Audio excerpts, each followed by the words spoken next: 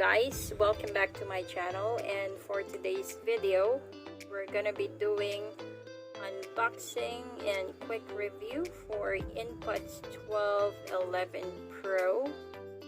I got a color green. Bili ko to sa Shoppee. So sabihin mo, salamat Shoppee! So I'll just put the link at the description if interesado kayong bumili. So for product specification, wireless siya, and then the battery capacity is 3 to 4 hours mo siyang magagamit, and then kapag yung earphone charging time, it's 40 minutes kapag dito mo or dito siya naka-charge. And then separately, this bin, itong bin na to is pwedeng i-charge mo din siya separately.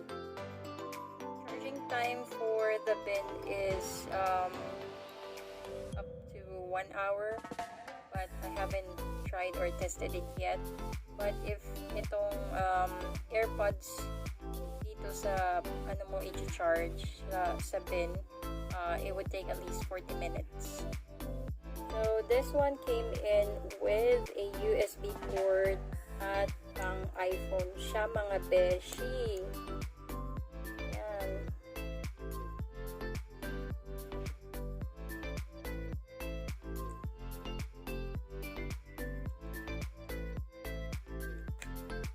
So ang kulay niya, ang LED color pag sa charging bin is kulay red. Nalaman mo na nagsa-charge siya kapag battery full or full bar na, magiging steady lang yung pagka-red niya.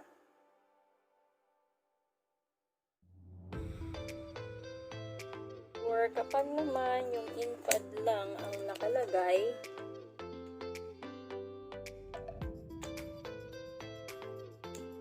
at nagcha-charge, ang kulay niya is yan, kulay blue. Always on, steady. Kapag naman na-lowbat na tong pinaka-bin mo, ang kulay blue na to, na LED, mag-flash naman siya ng mabilis. Earphone indicator naman, pag nagcha-charge siya, steady lang, yun ang kulay red. Kapag na full charge naman siya, magiging kulay blue, steady lang din. And then, mamamatay din natin siyang i-pair up sa device, sa phone natin ngayon na gamit. So, ang sabi, once it's been connected, one earphone will flash red and blue light, and then the other one is not. Tingnan natin.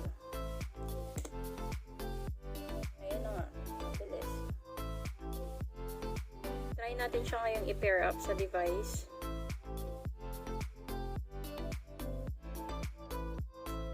So, ang ginagawa kong technique dito is yung isa muna. Kasi minsan hindi sila sabay nung AirPods na nagkakaroon ng tunog. Hindi ko alam bakit. Let's try to search.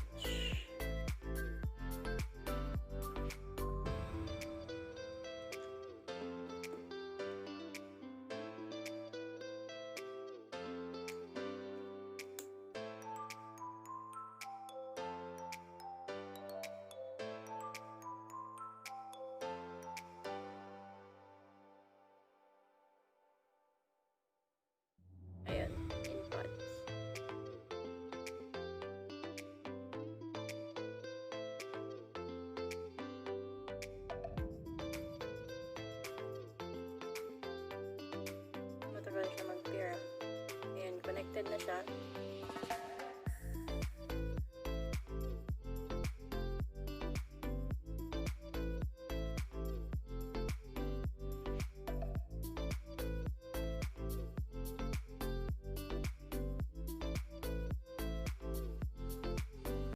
Alright, so hindi ko sure kung maririnig, pero ito yung quality ng sound kapag full blast.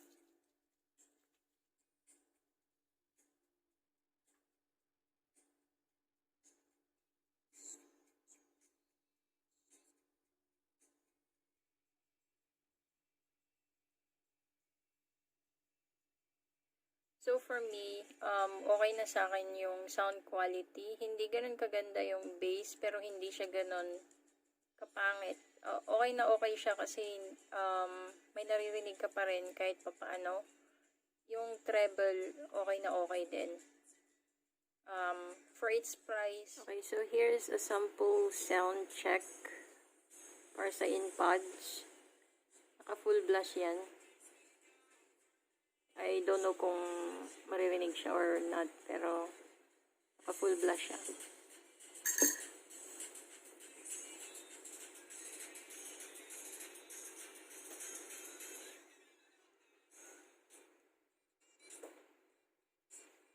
Okay, so basic touch keys naman tayo.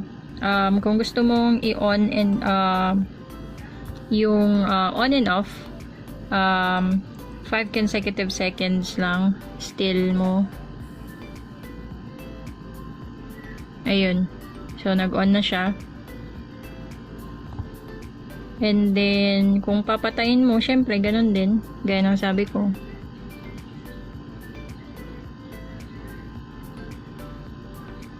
Ayun. Matay na siya.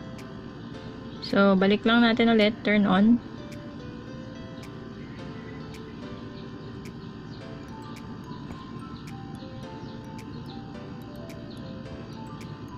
Ayan. Connecting. Connected na siya. So, kung play, tsaka pause, one touch.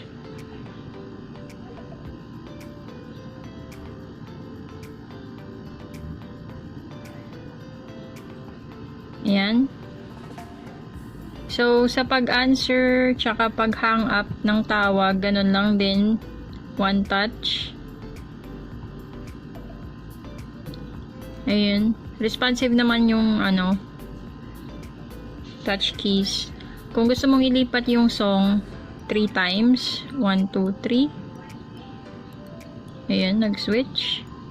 1, 2, 3. Ayun. Para naman sa volume keys up and down, dalawang earpods yung gagamitin. Yung right side is para sa volume down, and then the left side is para sa volume up. So, try natin. Twice touch. So, ayun.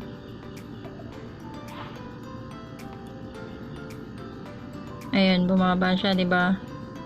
Yan. Try natin yung right. Or sorry, left.